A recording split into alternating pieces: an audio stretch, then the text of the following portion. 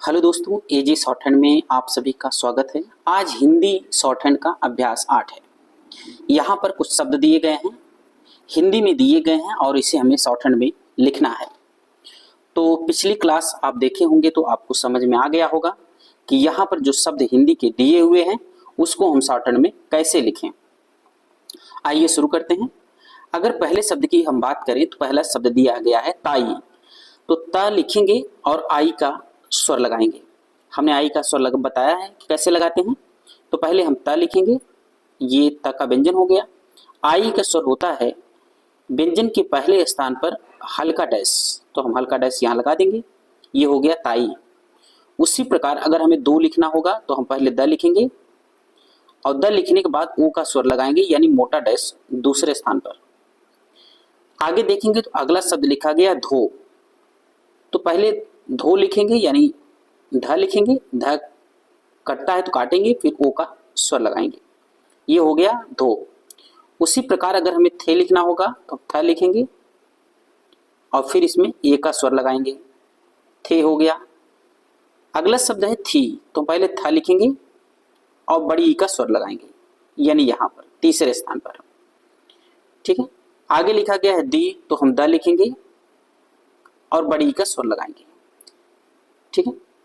यहां पर लिखा गया है अंत, तो हम पहले त लिखेंगे, त हम इधर से भी लिख सकते हैं और इधर से भी लिख सकते हैं, जिस तरह से आपको सुविधा लगे उस तरह से आप लिख सकते हैं। अगर मान लीजिए हम त इस तरह से लिखते हैं तो अंक की मात्रा कैसे लगाते हैं, हल्का डैश, कहां पर, दूसरे स्थान पर। यहां पर भी अंत लिखा गया है, इस बार हम ये वाला त ले लेते हैं और अंक का स्वर हम कहाँ लगाएंगे, हल्के डैश के रूप में व्यंजन के दूसरे स्थान पर। यहां देखेंगे तो ऊद लिखा गया है, तो हम पहले द लिखेंगे और ऊ का स्वर पहले है तो हम ऊ का स्वर पहले लगाएंगे। यहां लिखा गया है ओद, तो हम थ लिखेंगे, थ काटते हैं और ओ का स्वर पहले है तो हम ओ का स्वर पहले लगाएंगे। यहां पर देखेंगे लिखा गया है आध, तो हम ध लिखते हैं और आ का स्वर पहले लगाते हैं। आ का स्वर हमेशा पहले स्थान पर लगता है, पहले स्थान पर लगाएंगे। अब यहां पर लिखा गया है ऊत, तो हम पहले त लिखेंगे फिर ऊ का स्वर लगाएंगे। ठीक है दोस्तों, यदि आप चैनल पर नए हो तो चैनल को जरूर सब्सक्राइब करें और बेल आइकन भी जरूर दबाएंगे ताकि नोटिफिकेशन आपको मिलता रहे। और एक चीज और, क्लास अगर क्रम वाइज देखेंगे तभी यहाँ पर समझ में आएगा। ठीक है ना, तो सारी क्लासें आप क्रम वाइज ही देखेंगे। यहाँ पर अगले शब्द की अगर हम बात करें तो लिखा गया है तोप, तो पहले हमें त लिखना है, तो हम इधर से भी लिख सकते हैं, त लिखेंगे और फिर हम इसमें प जोड़ेंगे और तब पे ओ का स्वर है तो ओ का स्वर लगा देंगे। यहां पर देखेंगे शब्द लिखा गया है तट, तो तट में हम पहले त लिखेंगे, त लिखा हमने और ट हमने इसमें जोड़ दिया, तट हो गया। यहां पर लिखा गया तचा, तो पहले हम त लिखेंगे, त और च लिखेंगे, च पे आ का स्वर है तो मा का स्वर लगाएंगे। यहां पर लिखा गया है दिज, तो हम द लिखेंगे और इसके बाद ज लिखेंगे। अब यहां पर देखिए तीसरे स्थान की मात्रा आ गई। तीसरे स्थान की मात्रा हमेशा अपने बाद वाले व्यंजन के बाहरी भाग के तीसरे स्थान पर लगता है। तो द के बाद कौन सा व्यंजन है, ज, ज का बाहरी भाग किधर होता है, इधर, और तीसरा स्थान कहाँ होता है, यहाँ, यानी यहाँ पर लगेगा। ठीक है ना, तो हम इसको यहाँ पर लगाएंगे, ये हो गया दिज। लिखा गया है ऋतु, पहले हम र लिखेंगे और फिर हम त लिखेंगे और र पर छोटी ई का स्वर, तो छोटी ई का स्वर हम कहाँ लगाएंगे, यहाँ पर। यहाँ पर छोटी ई का स्वर था, यहाँ भी छोटी ई का स्वर है ऋतु, और त पर छोटा ऊ का स्वर है तो हम इसको यहाँ लगाएंगे बाद में। आगे लिखा गया है रेत, तो हम पहले र लिखेंगे और फिर हम त लिखेंगे। र पे एक का स्वर है तो हम एक का स्वर लगाएंगे, र पर एक का स्वर और त, रेत हो गया। ठीक है, आगे बढ़ेंगे। यहां भी कुछ शब्द दिए गए हैं, इसको देखेंगे।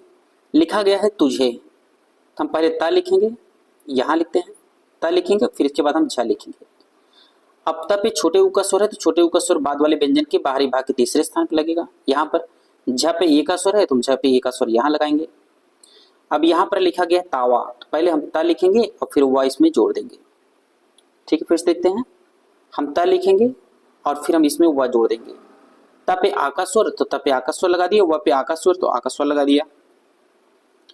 अगला शब्द है ताई, तो हम त लिखेंगे और य लिखेंगे। त पे आ का स्वर, य पर बड़ी का स्वर, ये ताई हो गया। यहां पर लिखा गया तिसे, तो हम पहले त लिखेंगे और फिर स लिखेंगे। त पे छोटी ई का स्वर है, तो छोटी ई का स्वर व्यंजन के बाहरी भाग के तीसरे स्थान पर यहां पर लगेगा। स पे ए का स्वर है, तो हम स पे ए का स्वर यहां लगाएंगे। उसी प्रकार यहां पर लिखा गया है तासा, तो हम त लिखेंगे और फिर यहां पर स जोड़ेंगे। त पे आ का स्वर है और स पे भी आ का स्वर है, ये हो गया तासा। आगे देखेंगे तो अगला शब्द लिखा गया है दमा, तो हम द लिखेंगे और मा लिखेंगे। तो द पर स्वर नहीं है, मा पे आ का स्वर है, तो मा का स्वर लगा देंगे, ये हो गया दमा। यहां पर लिखा गया है अटत, तो हम पहले ट लिखेंगे और त लिखेंगे।